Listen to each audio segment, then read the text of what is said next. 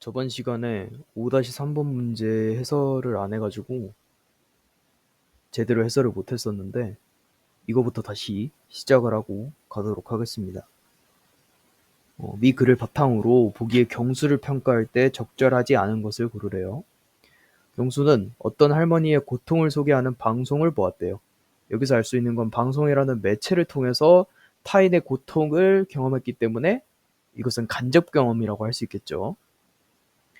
경수는 할머니가 불행에 대비하지 못한 것이 할머니 자신의 탓이고 그 불행이 자기에게는 닥치지 않을 것이라고 생각했다. 이것은 이제 본문에서 제시된 현대 사회에서 연민이 일어나기 어려운 이유였습니다. 그렇지만 할머니가 불쌍하다고 느껴져서 방송 도중 전화 녹음에 참여했다. 이것은 할머니가 불쌍하다고 느껴져서까지는 이제 연민을 느꼈다고 할 수 있고, 그럼 방송 도중 전화 녹음에 참여했다는 것은 이 은연중에 할머니에게 도움을 준 것.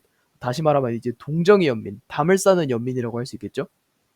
마음은 뿌듯했지만 경수의 일상에는 아무런 변화가 없었다. 경수의 일상에 아무런 변화가 없었기 때문에 경수는 연민까지는 가능했지만 연대로는 나아갈 수 없었던 것입니다.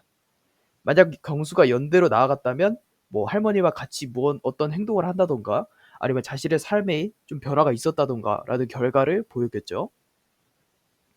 따라서 경수 같은 경우에는 할머니를 탓하면서 할머니를 연민하기까지 하는 담을 쌓는 연민, 동정의 연민을 실행하고 있었던 겁니다. 1번, 불행의 원인을 사회적 관계에서 찾지 않는 아쉬움이 있군. 경수 같은 경우에는 불행의 원인을 할머니 자신의 탓이라고 생각을 하고 있습니다. 하지만 사회적 맥락에서 바라볼 때 이 현대 사회에서는 경제적 또 이런 관계들이 점점 촘촘해지면서 연민이 생기기 어려운 그런 환경이 형성이 된다고 했었죠. 그런 맥락에서 봤을 때 할머니가 고통을 겪는 이유를 사회적 관계에서 찾지 않은 아쉬움이 충분히 생길 수 있습니다. 간접 경험을 통해서도 연민을 느낄 수 있음을 보여주는군. 경수는 할머니의 고통을 소개하는 방송인 간접 경험을 하였어요. 그것을 토대로 할머니가 불쌍하다고 느끼는 연민을 느꼈기 때문에 이것도 맞는 말이 됩니다. 사전에 예방이 가능한 불행을 연민의 대상에서 제외하고 있군. 경수가 사전에 예방이 가능한 불행, 경수가 생각하는 사전에 예방이 가능한 불행은 할머니의 고통이었습니다. 왜냐하면 그 불행은 여기 불행에 대비하지 못한 것이 할머니의 탓이라고 생각했기 때문에 경수는 할머니의 고통을 사전에 대비 가능한 불행이라고 생각을 하고 있어요. 그럼에도 불구하고 경수는 할머니에 대해서 연민을 느꼈기 때문에 연민의 대상에서 제외했다고 할 수 있지는 않습니다. 답은 3번이 되겠고, 연민 때문에 도움을 주긴 했지만 연대로 나아가지 못한 아쉬움이 있군.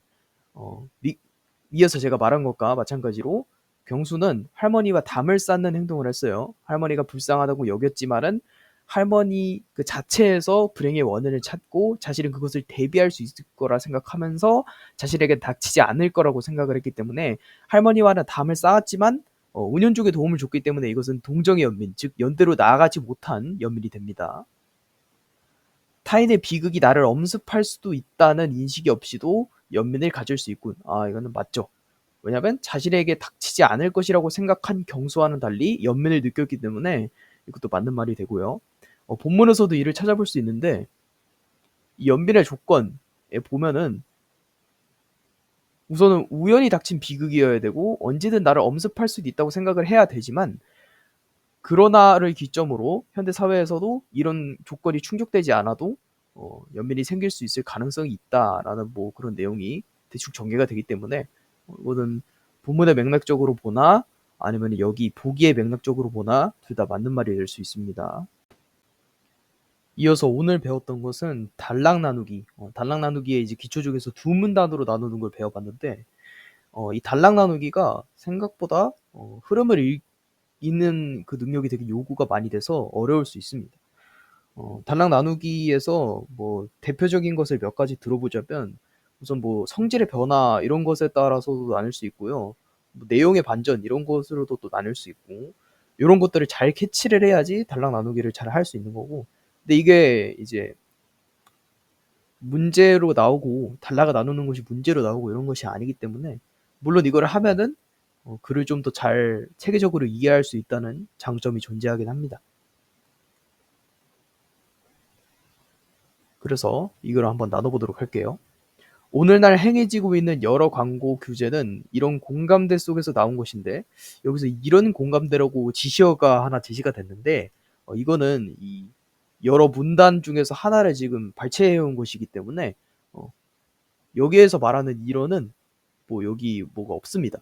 수식 그 동등한 의미를 지닌 말이 없고요. 위에 아마 있겠죠?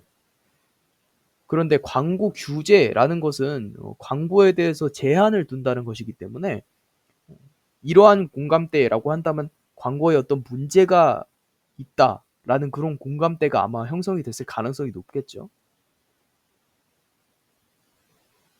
이는 광고를 규제하는 방법은 크게 보아 법적 규제와 자율 규제로 나뉠 수 있다. 나눌 수 있다라는 이 어휘에 대해서 굉장히 주의를 해야 됩니다. 이 나눌 수 있다라는 말이 비문학에서 자주 나오면요. 과학기술 또는 법, 사회지문에서 굉장히 많이 나오는 어휘인데요. 얘네들 같은 경우에는 법, 사회지문 같은 경우에는 체계성과 그다음에 위계성을 가지고 있어야 되기 때문에 이런 분화되는 개념들이 엄청나게 많이 나옵니다. 그렇기 때문에 나눌 수 있다라는 어휘도 많이 등장을 하는 것이고, 과학기술 같은 경우도 분화가 되는 경우가 많아요. 특히 뭐 생명분화 이런 거 같은 분야 이런 거 같은 경우에는 분화 되게 많이 되거든요. 구체적인 법 조항을 통해 광고를 규제하는 이라고 이제 수식하는 말이 나왔죠. 이럴 때는 수식을 받는 말이 더 중요하기 때문에 뒤쪽에다 조금 집중도를 둬서 해석을 하면 됩니다. 법적 규제는 여기서 나오는 게 지금 수식하는 말을 통해서 정의를 말해주고 있어요. 요즘 되게 많이 나오는 수법이라고 이제 해설을 했었는데, 수업 시간에 이런 식으로 뭐뭐를 하는 뭐뭐는 이런 식으로 해서 수식하는 말을 통해서 수식받는 말의 정의를 간접적으로 이렇게 제시를 해주기도 합니다. 그래서 굉장히 중요해요, 이것도. 법적 규제는 광고 또한 사회적 활동의 이러한이라는 점에 근거한다. 특히라는 또 말이 나왔는데, 이거는 여기에 어떤 많은 분야들 중 특히 강조되는 지점을 좀 설명하고 싶을 때 이런 말을 좀 쓰겠죠? 특히 자본주의 사회에서는 기업이 시장 점유율을 높여 다른 기업과의 경쟁에서 승리하기 위하여 사실에 반하는 광고나 소비자를 현혹하는 광고를 하는 가능성이 높다. 이런 식의 맥락을 보았을 때 위에서 말했던 이러한 공감대는 광고에 문제가 있겠다라고 하는 생각하는 그 공감대가 될 가능성이 좀 더 높아졌죠. 이거를 토대로. 법적 규제는 허위 광고나 기반 광고는 사실에 반하는 광고나 소비자를 현혹하는 광고일 이거 동어 치환이 된 거겠죠? 등 등을 불공정 경쟁의 수단으로 간주하여 정부기관이 규제를 가하는 것이다. 마지막 문장에서도 중요한 게 하나 있는데 정부기관이 규제를 가하는 것이다라고 굳이 언급을 해줬어요. 우선은 이 광고 규제의 방법에 대해서 법적 규제와 자율 규제로 나눴기 때문에 두 가지 이상의 설명 대상이 나왔어요. 따라서 공차를 좀 생각을 해줘야 되는데, 여기서 공통점이라고 하면 둘 다 광고 규제의 방법에 사용이 된다라고 하는 공통점이 있을 거고요. 차이점이 이제 자율 규제와 함께 제시가 될 텐데, 그 차이점 중 하나가 이거라는 겁니다. 정부 기관이 규제를 가하는 것. 이거를 굳이 뒤에 배치해 놓은 이유는, 만약에 법적 규제와 자율 규제 모두 정부 기관이 규제를 했던 규제였다면, 얘네들은 광고 규제라는 그 타이틀과 함께 공통점으로 제시가 되었겠죠. 하지만 굳이 밑에서 제시를 해줬던 거는 법적 규제만의 특징이 정부 기관이 규제를 가한다는 그런 점이겠고, 그렇다면 자율 규제는 정부 기관이 규제를 가하지 않을 가능성이 굉장히 높겠죠. 아마 그렇게 전개가 될 겁니다. 그래서 문단을 나누려면 여기서 나눠줘야 돼요. 오늘날 행해지고 있는 광고 규제가 법적 규제와 자율 규제로 나눠질 수 있다는 것은 일단은 화제를 제시하기 위한 대전제 같은 느낌이고요. 여기에 본문에서 사실 말하고 싶은 거는 법적 규제가 어떠한 점에서 탄생을 했으며 어떠한 점 때문에 이것이 나왔고 법적 규제가 정확히 무엇을 말하는지 법적 규제의 개념과 뭐 탄생 배경 정도 등을 말해주고 있는 것으로 보이죠. 왜냐하면은 이 문단 구성의 통일성에 의하면 한 문단에는 한 중심 내용만 배치될 수 있기 때문에 1문단에서는 해당 문단의 첫 번째 문단에서는 법적 규제의 개념에 대해서 조금 이렇게 깊이 있게 설명을 하고 있는 모습을 보이고 있죠. 그래서 문단을 나눈 다음에 여기를 본다면 자율규제는 이라고 시작이 돼요. 따라서 여기에 두 문단은 법적 규제에 대한 설명과 자율규제에 대한 설명으로 나뉘는 걸 볼 수가 있죠. 자율규제는 법적 규제에 대한 기업의 대응책으로 등장했다라고 나와 있으니까 바로 이쪽 부분과 대비되는 그런 모습을 보이고 있습니다. 앞서 말했듯이 법적 규제 같은 경우에는 정부기관의 규제를 가하는 것인데 자율규제 같은 경우에는 법적 규제와 다르게 기업의 대응책으로 등장했으니까 기업이 주도하는 규제 정책일 거예요.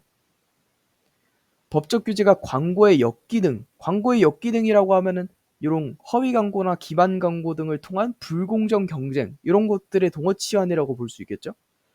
다른 피해를 막기 위한 경제적 조치라면 자율규제는 광고의 순기능을 극대화하기 위한 자율적 조치이다. 여기서 이러한 배경 속에서 광고는 기업의 마케팅 활동으로 한정되지 않고 사회의 가치와 문화에 영향을 끼치는 활동으로 간주된다. 그래서 이제 뭐 인과관계를 설명하고 있죠. 그래서 광고주, 광고업계, 광고 매체사 이런 것들이 다 이제 기업들 말하는 거죠.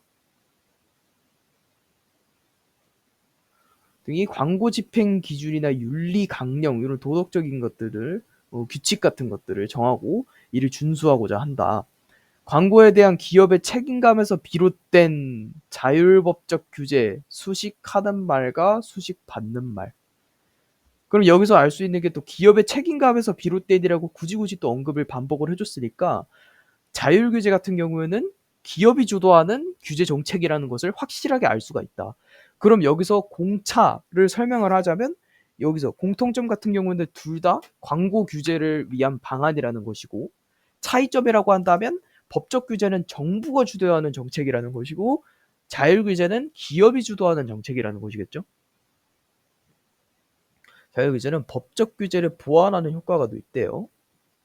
그래서 문단을 이렇게 나누면 되고 그렇게 생각한 이유는 1문단에서는 법적 규제에 대한 설명을 하고 있다면 2문단에서는 중심 내용이 바뀌어서 자율규제에 대한 설명을 하고 있기 때문에 이런 식으로 문단이 나뉘는 게 깔끔하다.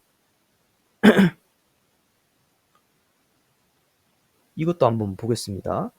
자본주의 사회에 빈부격차가 있듯이 그럼 여기는 약간 비유적인 표현이 지금 사용이 된 거니까 뒤쪽에 조금 집중도가 있을 거예요.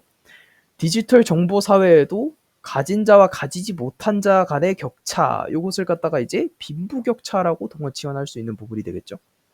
가 있다. 디지털 매체 도입 초기에는 이라고 해서 한정짓는 말이 나왔습니다. 도입 초기라는 시대적 배경이 지어졌기 때문에 이 뒤쪽에서는 시대 상황이 만약에 재차 제시가 된다면 성질의 변화도 함께 제시가 될 겁니다. 그리고 이때 도입 초기에 대해서는 뭔가 한정을 짓는 계속 제한을 두는 듯한 그런 뉘앙스로 보이겠죠. 매체 보급이 확대됨에 따라 정보 격차가 곧 사라질 것으로 보는 낙관론 여기서도 사용이 됐습니다. 뭐뭐에 따라 뭐뭐라고 보든 일단 수식하는 말이고 요게 수식받는 말이니까 얘가 중요한 건 맞는데 여기서 요게 사라질 것이라고 보는 이라고 정의가 주어졌습니다. 이것도 마찬가지로 위에서 보는 것 같이 수식하는 말을 통해서 수식받는 말의 정의를 나타내주고 있는 모습이라고 볼 수 있습니다. 낙관놀이 우세하였다. 그래서 초기에는 이런 낙관놀이 우세해야 돼요. 근데 그 낙관놀이 뭐냐면 정보 교차가 곧 사라질 것이라고 보는 것. 그래서 낙관놀이겠죠. 긍정적으로 계속 생각을 하는 거죠. 물론 정보 격차에 관한 비판적 관점도 있었지만이라고 했으니까 여기보다는 이 뒤에 좀 더 악센트가 있는 거예요. 이 경우에도 이렇게 생각하는 경우에도 매체 접근의 차이는 감소할 것이라는 전망이 지배적이었다. 왜냐하면 낙관론이 우세하니까 이런 식으로 유기적인 획기적 독해 정보격차는 사회에서 부분적으로 일어나는 현상이며 접근 비용이 상대적으로 줄어들면서 자연적으로 해결된다는 것이다. 이거는 앞과 똑같은 말을 하고 있어요. 그러니까 요약하자면 정보격차는 곧 사라진다라는 되게 간단한 문장으로 요약을 할 수 있어요. 전달하고자 하는 의도에만 따르면. 그러나라고 하면서 역접이 지금 진행이 됐습니다. 그러면 여기서의 역접은 물론 내용의 반전이 있을 수도 있지만 초기에는 이라는 시대적 배경이 주어졌기 때문에 다른 시대적 배경이 제시가 되면서 성질의 변화도 함께 제시가 될 거예요. 2000년대 초라고 바로 그냥 못 박아 놓습니다. 그러면 이제 성질의 변화가 무조건 등장을 해야 돼요. 이게 이제 일관성, 완결성 이런 것들에 의하면 등장하기 시작한 2000년대 초부터 등장하기 시작한 그러면 얘가 중요한 거겠죠. 또 수식 받는 말이니까. 후 채택 이론에 따르면 정보 격차는 다차원에서 존재하며부터 차이점이 드러났습니다. 초기에는 정보 격차가 곧 사라질 거라고 보고 되게 단순한 관점에서 봤어요. 하지만 다차원의 관점에서 존재한다고 했기 때문에 둘은 무조건 성질의 변화가 존재하고요. 그런 부분에 있어서 시대적 배경이 주어진 것이 여기서 회수를 딱 했죠. 지속된다. 저렴한 디지털 매체의 보급과 함께 가진 자와 가지지 못한 자, 이것도 이제 빈부격차가 동원치한된 부분이고, 차이로 정보격차를 설명하는 이분법적 논리, 얘가 말하는 것이 곧 낙관론이 되겠죠. 설득력이 떨어진다.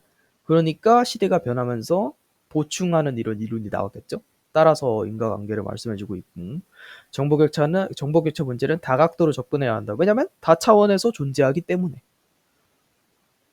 그래서 여기에 문단을 나누면 그러나 이 부분이 되겠죠. 뭐냐면 시대의 변화와 함께 성질의 변화도 제시를 했고 그에 따라서 중심 내용도 달라졌기 때문에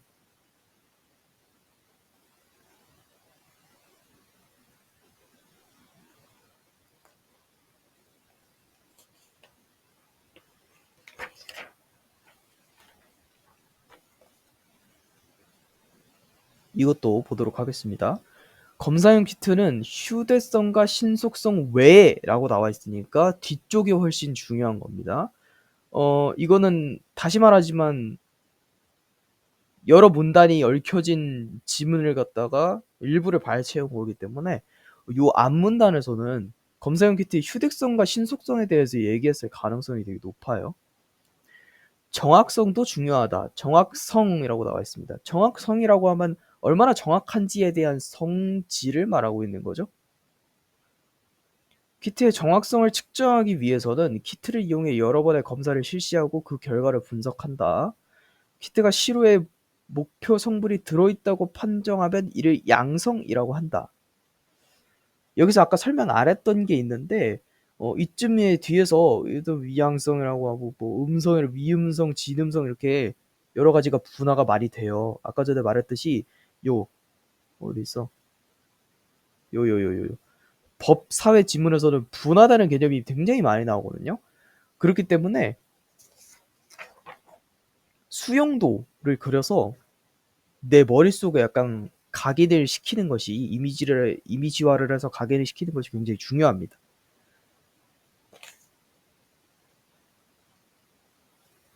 그래서 이걸 한번 볼게요. 키트가 시로의 목표 성분이 들어있다고 판단한 경우 그러면 성분이 있다고 판단한 경우는 어떻게 나뉘냐면 일단 양성이 하나 있고요. 양성. 여기서도 성질을 말하고 있네요. 이때 시로의 목표 성분이 없다면 위양성이라고 한다. 이것이 말하는 것은 목표 성분이 있다고 키트는 판단을 했는데 진짜 목표 성분이 있다면 양성이 되는 거고 목표 성분이 없다면 위양성이 되는 거예요.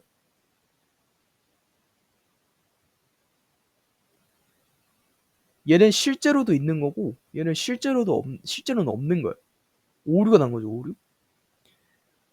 반대로 키트가 시로의 목표 성분이 들어있지 않다고 판정하는 경우 성분이 들어있지 않다고 판단하는 경우는 음성이라고 한대요. 음성. 이 경우 실제로 목표 성분이 없다면 지름성. 여기가 지름성이 있어야겠네요. 얘는 실제로도 없는 거예요. 목표 성분이 있다면, 그러니까 키트는 없다고 판단을 했는데 사실 목표 성분이 있었다면 얘를 위음성이라고 한대요. 얘는 실제로 있었어요. 현실에서 위양성이나 위음성을 배제할 수 있는 키트는 없다. 여러 번의 검사 결과를 통해 키트의 정확도를 구하는데 여기서부터 여기에 끊어야 된다는 점을 바로 알아야 됩니다. 끊는 지점으로부터 앞부분에서는요, 정확성, 양성, 위양성, 음성, 지음성, 위음성, 성질에 대해서 얘기를 하고 있어요. 성질. 그런데 여러 번의 검사 결과를 통해 키트의 정확도를 구하는데, 정확도란 시료를 분석할 때 올바른 검사 결과를 얻을 확률이다 라고 나와 있어요. 개념도 새롭게 정의가 됐고요. 정확도라는 새로운 워딩이 등장을 했거든요. 정확성과 정확도는 다른 겁니다.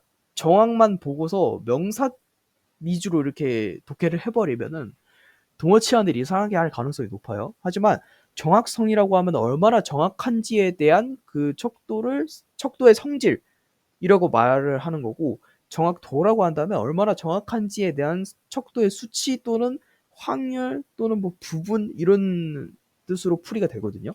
따라서 이 둘은 완전히 다른 거고, 그러면 이 문단에서는 성질에 대해서만 중점적으로 얘기하고 있다면 이 문단에서는 이 도에 대해서만 중점적으로 얘기를 하고 있기 때문에 여기서 문단을 나누는 게 좋겠죠? 입니다. 그래서 정확도에 대한 개념이 나왔고, 정확도를 민감도와 특이도로 나뉜대요. 그럼 정확도가 민감도와 또 특이도로 분화가 돼요. 분화. 이것도 수용도를 그려줘서 이해를 하면 편하게 해석할 수 있겠죠? 민감도는 시료의 목표 성분이 존재하는 경우에 대해 키트가 이를 양성으로 판정한 비율이래요. 그럼 민감도는 얼마나 양성으로 잘 판단을 하는가 이거를 말하는 거고, 특이도는 시료의 목표 성분이 없는 경우에 대해 키트가 이를 음성으로 판정한 비율이니까 얘를 음성을 얼마나 잘 판단하느냐 이거를 말하고 있는 거예요. 민감도와 이제 두 가지 이상의 대상이 나왔으니까 또 공차가 나왔죠. 민감도와 특이도가 모두 높아 정확도가 높은 키트가 가장 이상적이지만 현실에서는 그렇지 않은 경우가 많아서 상황에 따라 이런 거를 고려해야 된대요. 그래서 두 번째 단락이 시작하는 첫 어절은 여기 여러 번에 이렇게 나와야 되고, 그렇게 생각한 이유는 성질에 대해서 중점적으로 얘기를 했다면 뒤쪽에서는 정확도에 대해서 중점적으로 얘기를 하고 있기 때문에 이러한 부분에서 봤을 때 중심 내용은 한 문단에 하나만 있어야 되므로 이런 식의 문단이 나눠지는 게 정확하다.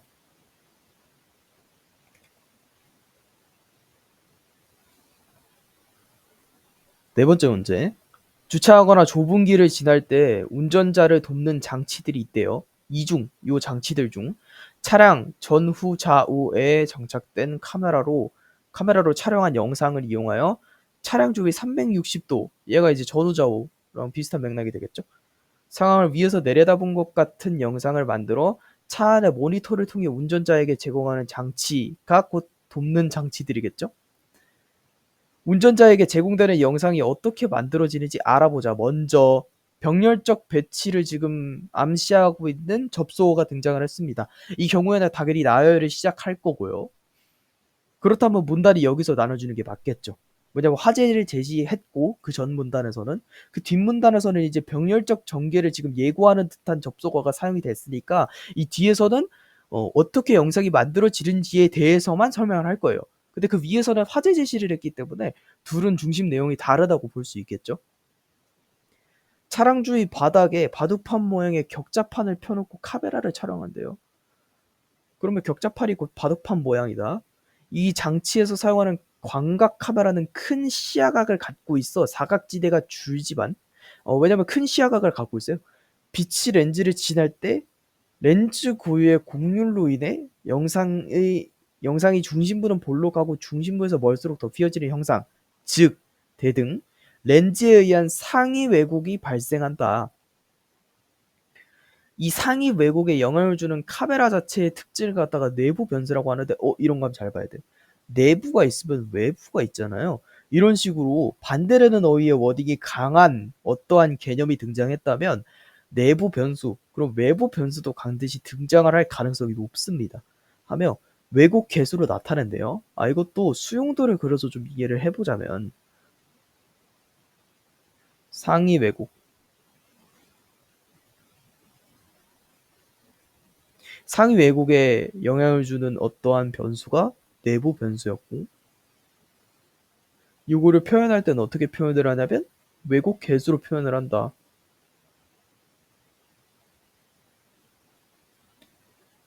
이를 알 수 있다면, 왜곡 개수를 알 수 있다면 왜곡 모델을 설정해서 왜곡을 보정할 수 있다.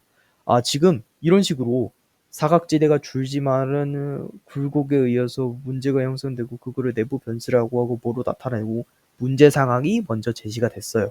그렇다면 이런 것들을 통해서 왜곡을 조정할 수 있다라는 해결 방안이 지금 등장을 했죠.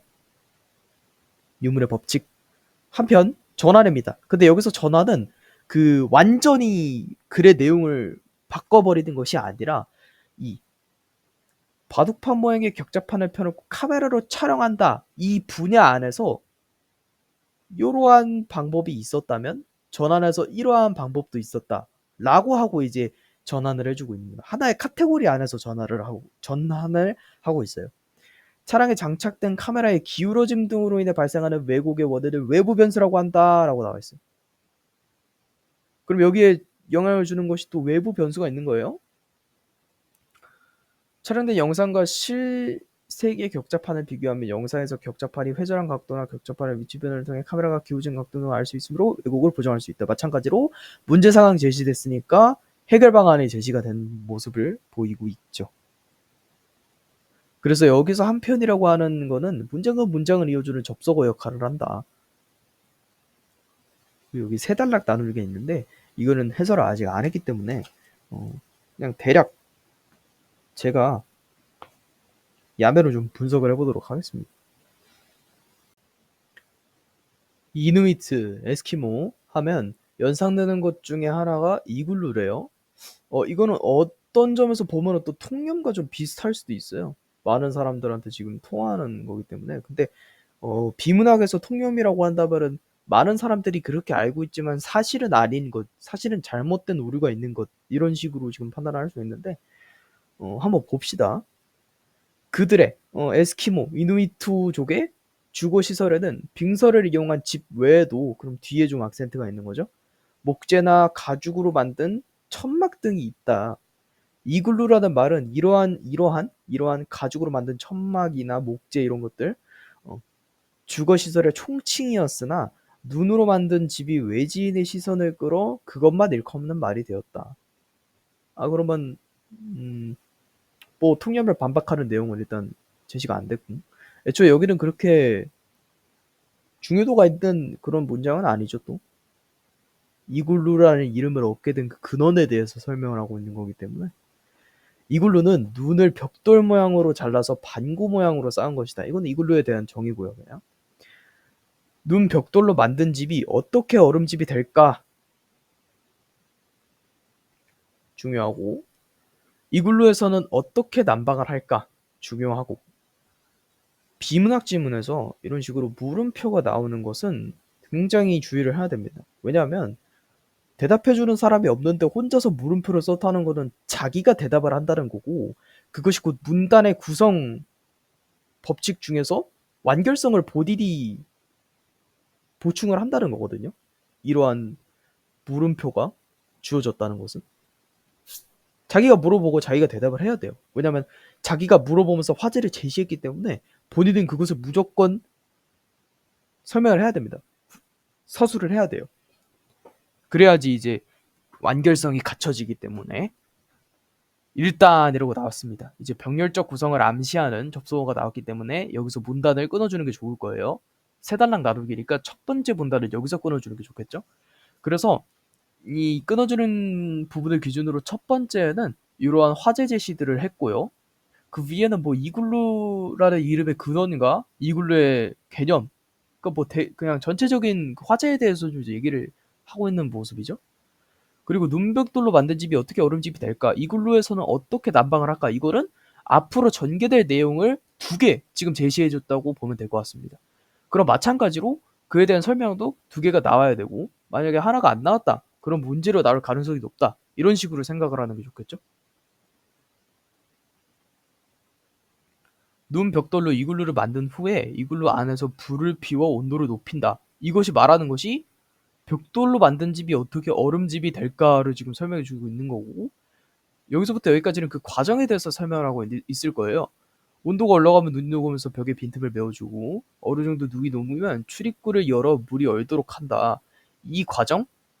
이렇게 빈틈 메워주고 얼도록 하고, 이 과정을 반복하면서 눈 벽돌집을 얼음집으로 변하게 한다. 이것이 첫 번째 제시였던 화제였고, 그것을 갖다가 설명하고 있으니까 첫 번째 완결성은 이미 충족이 됐어요.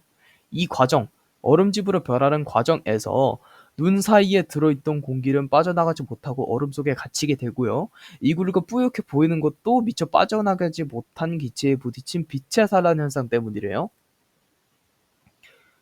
이글루 안은 밖보다 온도가 높다. 여기서 끊어야 돼요. 왜냐면 여기서까지 말하고 있는 거는 이글루라는 벽돌집이 어떻게 얼음집으로 변화하였을까에 대해서 설명을 하고 있다면, 이글루의 안은 밖보다 온도가 높다라는 것은 이글루의 난방에 대해서 설명을 하고 있는 거기 때문에 여기서부터는 2번 화제가 시작이 되는 겁니다.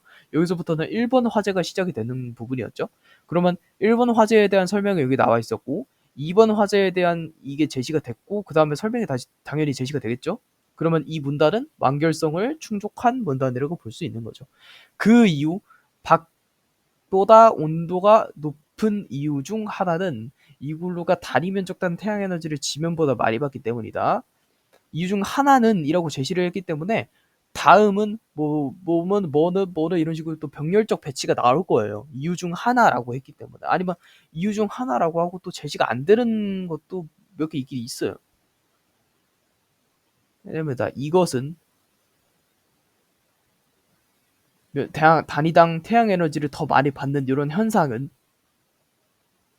적도지방이 극지방보다 태양빛을 더 많이 받는 것과 같은 이치래요. 다른 이유로 이렇게 나와 있어요. 병렬적 배치. 일부 과학자들은 온실효과를 든대요.